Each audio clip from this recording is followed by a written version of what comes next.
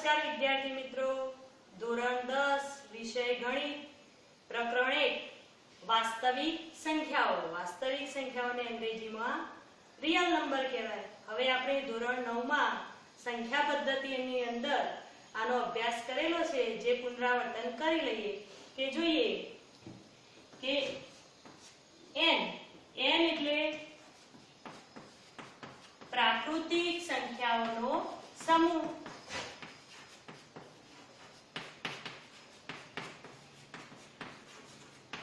હવે જોઈએ કે પ્રાકૃતિક સંખ્યાઓના સમૂહમાં કઈ સંખ્યાઓ આવશે, તો 1 2 3 થી અનંત સુધીની સંખ્યાઓ આપણે ફિગરથી સમજીએ।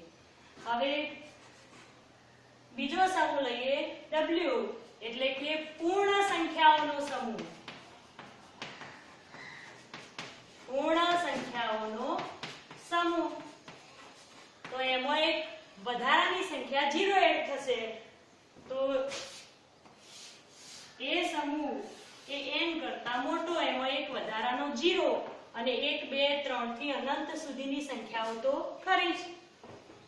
ત્રીજો લઈએ પૂર્ણાંક સંખ્યાઓનો સમૂહ।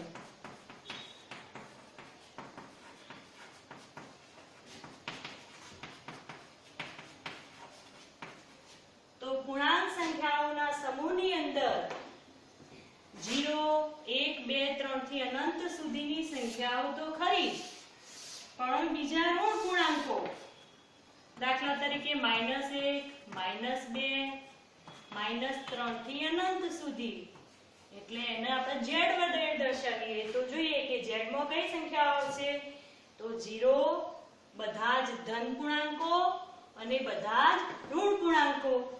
હવે એનાથી મોટો સમૂહ q એટલે સમય સંખ્યાઓનો સમૂહ।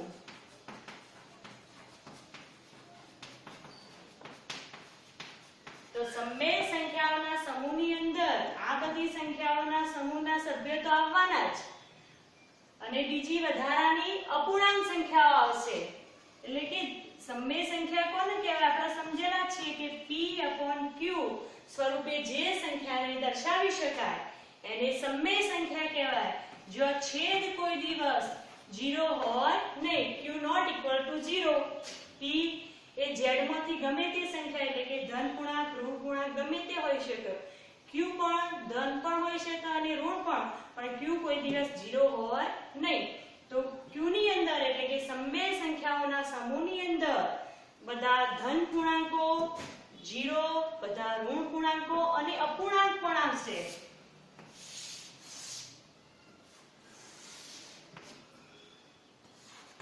એટલે અપૂર્ણાંક એટલે 1/4, -1/4, -5/7 થી ઘણા અનંત સુધીના, એટલે q ની અંદર ધન પૂર્ણાંક, ઋણ પૂર્ણાંક, 0, ઋણ અપૂર્ણાંક અને ધન અપૂર્ણાંક, આ બધી સંખ્યાઓ આવશે। હવે જોઈએ r એટલે વાસ્તવિક સંખ્યાઓનો સમૂહ। વાસ્તવિક સંખ્યાઓનો સમૂહ તો એની અંદર બધી જ સમય સંખ્યાઓ તો ખરી જ, એટલે આ બધી સંખ્યાઓ તો ખરી જ, અને એક વધારાની સંખ્યાઓ અસમય સંખ્યાઓ કે જેનું વર્ગમૂળ નીકળતું નથી, ધારો કે વર્ગમૂળમાં 2, વર્ગમૂળમાં 3, આ બધી સંખ્યાઓ છે, આમનું દશાંશ નિરૂપણ અનંત અનાવૃત્ત છે। તો એવી બધી સંખ્યાઓ પાઈ, તો આ બધી સંખ્યાઓ તો ખરી જ, અને વધારાની આ સંખ્યાઓ અસમય, એટલે એ બધાથી ભેગો મળીને જે સમૂહ બને છે એ આખા સમૂહને વાસ્તવિક સંખ્યાઓનો સમૂહ કહેવાય। તો એ વાસ્તવિક સંખ્યાઓ વિશેની આ ચેપ્ટરમાં આપણે વાત કરવાની છે।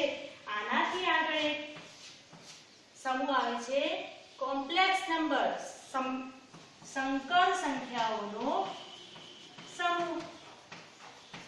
સંકર સંખ્યાઓનો સમૂહ તો આની વાત ધોરણ 11 12 સાયન્સની અંદર તમને ખબર પડશે।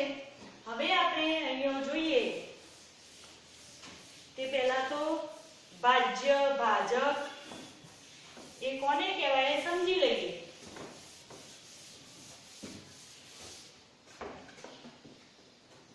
તો ચલો આપણે અહીંયા જોઈએ રકમ લઈને કે 16 ભાગ્યા 7 ભાગાકાર કરીએ તો 7 નો ઘડિયો બોલવો પડે. 7 એકા 7 7 દુ 14 ક્યાં સુધી આપણે ઘડિયો બોલીએ છીએ કે 16 કરતો વધી ના જાય ત્યાં સુધી. 16 આવે તો ચાલે પણ અહીંયા 7 દુ 14 સુધી જ આવશે. 16 માંથી 14 બાદ કરીએ તો મળશે આપણને જવાબ 2. તો અહીંયા જે 16 છે એ 16 ને આપણે કહેવાય ભાજ્ય, જેને ભાગવાના છે એ ભાજ્ય. 7 જેના વડે ભાગવામાં આવે છે એને કહેવાય ભાજક. ભાગાકાર કરતો જે આપણને ફળ મળે છે એ ભાગફળ, અને જે વધે છે બાકી એને કહેવાય શેષ. ભાજ્ય, ભાજક, ભાગફળ અને શેષ. તો આપણે 16 ને કઈ રીતે લખી શકીએ? 16 બરાબર 7 ગુણ્યા 2 વત્તા 2. 7 ગુણ્યા 2 એટલે 7 દુ 14 વત્તા 2 16. એટલે કે લખવું હોય તો ભાજ્ય બરાબર 7 ભાજક ગુણ્યા ભાગફળ વત્તા શેષ. હવે આપણે ભાગાકાર આ રીતે લીધો. કેમ આ રીતે ભાગાકાર ના કરાય? કે 7 નો ઘડિયો બોલીએ કે 7 એકા 7 શેષ વધશે 9. તો 16 બરાબર 7 ગુણ્યા 1 વત્તા 9. કેમ આવું ના લખી શકાય? તો આવું ના લખી શકાય. આપણે ભાગાકારની પ્રક્રિયામાં સ્વીકારેલું છે કે જે આ શેષ છે એ કોઈ દિવસ ભાજકથી મોટી થવી જોઈએ નહીં. એટલે આપણે આવો ભાગાકાર વ્યાખ્યાયિત કરતા નથી. આપણે ભાગાકાર આ રીતે જ લઈએ છીએ. જો આની અંદર જે શેષ વધે છે એ શેષ હંમેશા ભાજક કરતો કેવી હોવી જોઈએ? નાની હોવી જોઈએ. હવે અહીંયા આપણે યુક્લિડનું ભાગાકારનું પૂર્વ પ્રમેય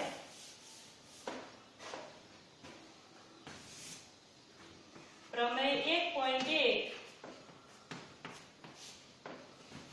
યુક્લિડનું ભાગાકારનું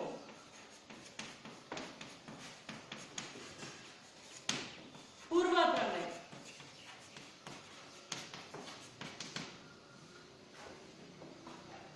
કે આપેલ ધન પૂર્ણાંકો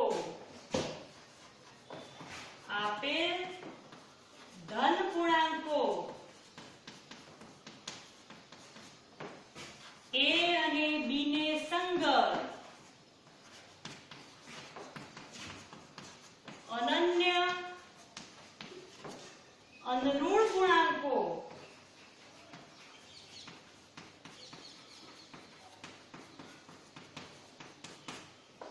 Q અને R એવા મળે કે જેથી શું લખી શકાય? A બરાબર BQ વત્તા R જો 0 less than or equal to R less than B. આપણે સમજીએ. અહીંયા જોઈએ કે જે આપણે ભાજ્ય લીધો છે એને કહી દઈએ A. જે ભાજક લીધો છે એને કહી દઈએ B.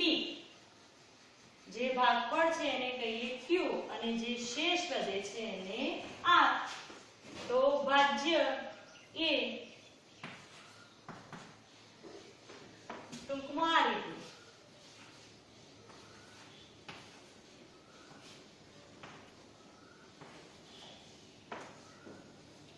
ભાજ્ય A બરાબર ભાજક B ગુણ્યા ભાગફળ Q વત્તા 8 એટલે કે આપણને બે ધન પૂર્ણાંકો અહીંયા 16 અને 7 આપ્યા હતા તો આપણને બીજા q અને r એટલે કે અહીંયા બંને એક જ છે, અહીંયા અલગ અલગ પણ હોય તો બંને એવા મળે કે જેથી આપણે 16 બરાબર શું લખી શક્યા 7 ગુણ્યા 2 વત્તા 2 એટલે કે અહીંયા a અને b ને સંગત એવા q અને r મળે કે જેથી આપણે શું લખી શકીએ a બરાબર bq વત્તા r કે જો આપણે વાત કરી કે શેષ અહીંયા શેષ એટલે શું છે r અને b એટલે ભાજક તો શેષ એ હંમેશા 0 અને 0 કરતા મોટી અને ભાજકથી હંમેશા નાની હોય છે તો આ યુક્લિડનું ભાગાકારનું પૂર્વ પ્રમેય છે આ યુક્લિડનું ભાગાકારનું પૂર્વ પ્રમેય ફક્ત ધન પૂર્ણાંકો માટે જ છે પણ આપણે આ દરેક પૂર્ણાંકો માટે ઉપયોગ કરી શકાય હવે જોઈએ કે યુક્લિડની ભાગ પ્રવિધિનો ઉપયોગ કરી અને ગુસા શોધો ગુસા એટલે ગુરુત્તમ સામાન્ય અવયવ બે સંખ્યાઓનો ગુસા શોધવો હોય તો બંનેના અવયવો લેવાના હોય અને બંનેના સામાન્ય અવયવમાં જે સૌથી મોટો હોય એને ગુસા કહીએ આપણે આ બધું અગાઉના ધોરણોમાં ભણેલા જ છીએ કે ભાગાકારની રીતે કે અવિભાજ્ય અવયવની રીતે અહીંયા પહેલા આપણે યુક્લિડની ભાગ પ્રવિધિનો ઉપયોગ કરીને ગુસા શોધીએ પછી પાછળથી આપણે અવિભાજ્ય અવયવોની રીતથી પણ ગુસા શોધવાનો છે તો યુક્લિડની રીતથી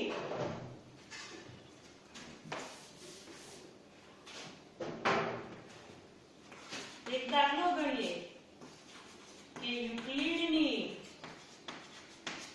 ભાગ પ્રવિધિનો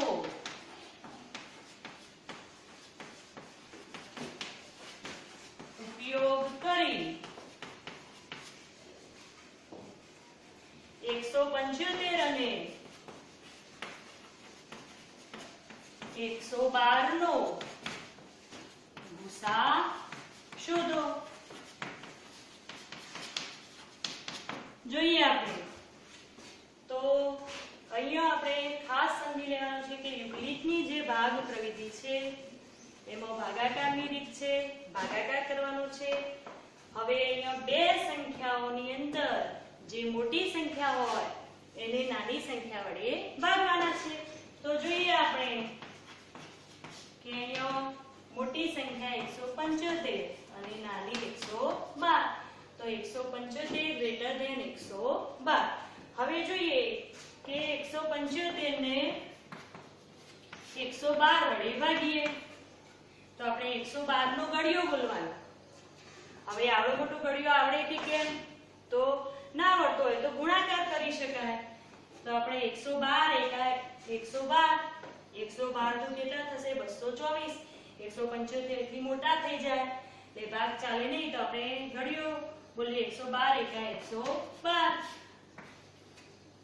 શેષ વધશે 63 તો અહીંયા શું કરવાનું છે આપણે લખીએ કે 175 બરાબર આપણે હમણાં લખ્યું કે ભાજક ગુણ્યા ભાગફળ વત્તા શેષ એ જ રીતે તો 112 ગુણ્યા 1 વત્તા 63 હવે શું કરવાનું છે કે જે આ 112 આમાં શું હતો ભાજક એને આપણે ભાજ્ય બનાવી દેવાના 112 અહીંયા લાવી દેવાના અને જે શેષ છે એને ભાજક બનાવી દેવાની ટૂંકમાં હવે 112 ને આપણે કેટલા વડે ભાગવાના છે 63 વડે જે શેષ વધી એના વડે તો 112 ભાગ્યા 63 નો ઘડિયો બોલો તો 112 એકા 63 એકા 63 ગુણ્યા 2 કેટલા થઈ જાય 126 એ વધી જશે એટલે આપણે અહીંયા લખશું 63 એકા 63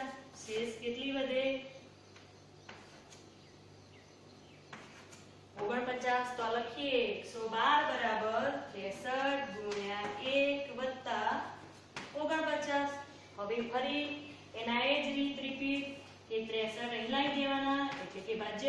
દેવાના, શેષને ભાજક 49 અહીંયા લખવાના. હવે શું કરવાનું? 63 ભાગ્યા 49. તો 49 એકા 49, સોરી, તો શેષ વધે 14. તો 49 ગુણ્યા 1 વત્તા 14. હવે આ ભાગાકારની પ્રક્રિયા ક્યાં સુધી ચલાવવાની? તો જ્યાં સુધી શેષ 0 ના આવે ત્યાં સુધી. તો ફરી 49 ને 14 વડે ભાગીએ તો 49 ભાગ્યા 14, 14 તરી 42, શેષ વધી 7. તો 49 બરાબર લખીએ 14 ગુણ્યા 3 વત્તા 7. હવે ફરી પાછા 14 ને ભાજ્ય બનાવી દઈએ, 7 એ ભાગી દઈએ તો 7 દુ 14, શેષ વધશે 0. એટલે 7 ગુણ્યા 2 વત્તા 0. ટૂંકમાં ભાગાકાર ક્યાં સુધી કરવાનો? કે જ્યાં સુધી શેષ 0 ના આવે ત્યાં સુધી. તો અહીંયા ફરી એકવાર સમજી લઈએ કે આ રીતે ભાગાકાર કરતા જવાનું. 175 તો 112 ગુણ્યા 1 વત્તા 63. પછી આપણે 112 નું 63 એ ભાગ્યા તો 63 ગુણ્યા 1 વત્તા 49. 63 બરાબર 49 ગુણ્યા 1 વત્તા 14. 49 ને 14 એ ભાગ્યા તો 14 તરી 42, શેષ 7 વધી. 14 ને 7 એ ભાગીએ તો 7 દુ 14. જ્યાં સુધી શેષ 0 ના મળે ત્યાં સુધી આપણે ભાગાકાર કરે જવાનો. અને જે આ છેલ્લો ભાજક આવ્યો એ આપણો અહીંયા શું થશે? ગુસા બનશે. તો આ યુક્લિડની રીતથી આ રીતે ગુસા શોધી શકાય. તમને સીધું આ લખતા આવડે તો તમે આ રફ ગણતરીમાં કરી શકો અને સાઈડમાં દર્શાવ્યું હોય તો એ વાંધો નહીં. તો અહીંયા લખીશું માટે છેલ્લો ભાજક અથવા તો એનો અંતિમ શૂન્યેતર શેષ પણ કહેવાય. છેલ્લી શેષ શૂન્ય, શૂન્યેતર એટલે શૂન્ય સિવાયની. તો શૂન્ય સિવાયની છેલ્લી શેષ એટલે શૂન્યની ઉપરની શેષ એ કઈ આવે? 7. તો એ પણ લખી શકાય. તો છેલ્લો ભાજક બરાબર 7. માટે ગુસાઅ 175 અને 112 એ કેટલો મળશે? 7. બરાબર. હવે આપણે એક બીજો દાખલો ગણીએ.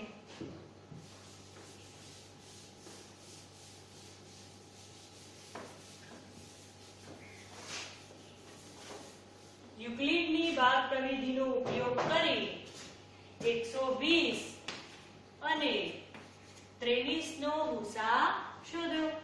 તો અગાઉ આપણે જે દાખલો ગણ્યો એ જ રીત આપણે બંનેમાંથી મોટી સંખ્યા 120 એને નાની સંખ્યા વડે ભાગવાના. તો 120 ગ્રેટર ધેન 23. હવે અહીંયા લખીએ આપણે ભાગાકાર માટે કે 120 ભાગ્યા 23. ચલો ભાગા 23 નો ઘડિયો બોલો. 23 એકા 23 એટલા સુધી ઘડિયો બોલીશું 120 ના આવે ત્યાં સુધી. તો અહીંયા પાંચે ભાગ ચાલશે. 23 પંચા 115. ગુણાકાર કરી જોવાનો. શેષ વધી 5. તો જોઈએ કે 120 બરાબર લખી શકાશે 23 ગુણ્યા 5 વત્તા 5. હવે વારંવાર અલગ અલગ ના લખવું હોય તો અહીંયા સીધું જ આપણે લખી દઈએ. આ 23 ને કેટલાય ભાગવાના છે? 5 જોડે લખી દઈએ. ઘડિયો બોલે 5 20, શેષ 3 વધશે. તો 23 બરાબર શું લખાશે? 5 ગુણ્યા 4 વત્તા 3. 5 ને ભાજ્ય બનાવી દઈએ, શેષનો ભાજક બનાવી દઈએ. તો 3 એકા 3, શેષ વધશે 2. તો લખીએ 3 ગુણ્યા 1 વત્તા 2. ફરીથી 3 ને શેષ વડે ભાગી દઈએ. 2 એકા 2, શેષ વધશે 1. તો 3 બરાબર 2 ગુણ્યા 1 વત્તા 1. હવે 2 બરાબર લખીશું. તો 1 ગુણ્યા, ચલો 2 ને 1 વડે ભાગીએ. તો 1 ગુણ્યા 2 એટલે 2, શેષ વધી 0. તો 1 ગુણ્યા 2 વત્તા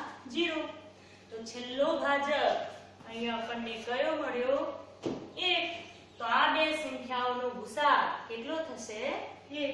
તો લખીશું માટે છેલ્લો ભાજક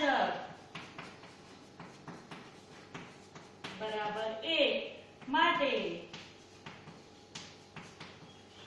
120 અને 23 નો ભૂસા થશે 1. હવે આપણે એક ઉદાહરણ ગણ લઈએ. ઉદાહરણ 1.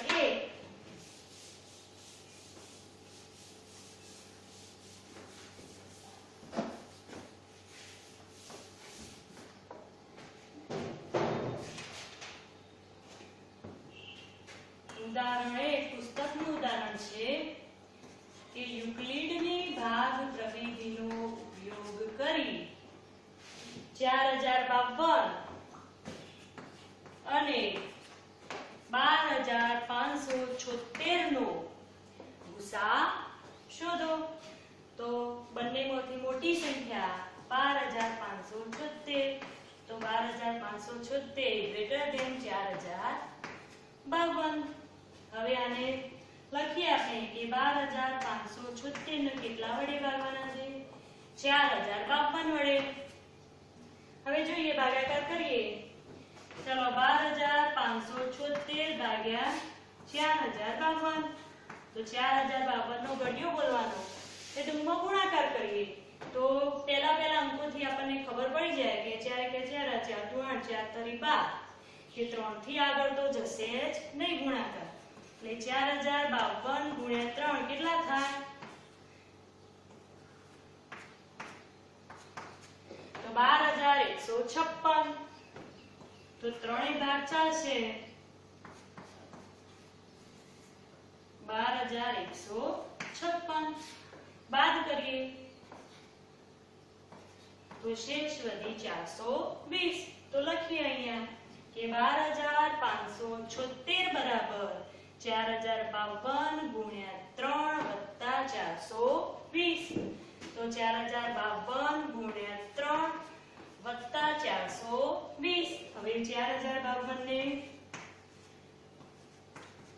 ભાજ્ય બનાવી દેવાના, શેષ મળી એને ભાજક બનાવી દેવાના. તો જોઈએ કે 4052 ને આપણે 420 વડે ભાગીએ તો કેટલાય ભાગ ચાલશે જોઈએ. તો સીધા 10 42 આવે તો 9 જ ભાગ ચલાવવો પડશે. તો 420 ગુણ્યા 9 ગુણાકાર કરીએ તો 3780. શેષ કેટલી વધશે?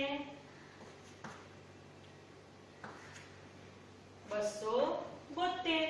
તો લખીએ કે 4052 બરાબર 420 ગુણ્યા 9 વત્તા 272. હવે 420 ને ભાગવાના છે કોના વડે? 272 વડે. ક્યાં સુધી ભાગાકાર કરવાનો? શેષ 0 ના આવે ત્યાં સુધી. તો ચલો 272 તો બે ગુણાકાર કરીએ તો વધી જશે સંખ્યા. તો 272 એકા 272.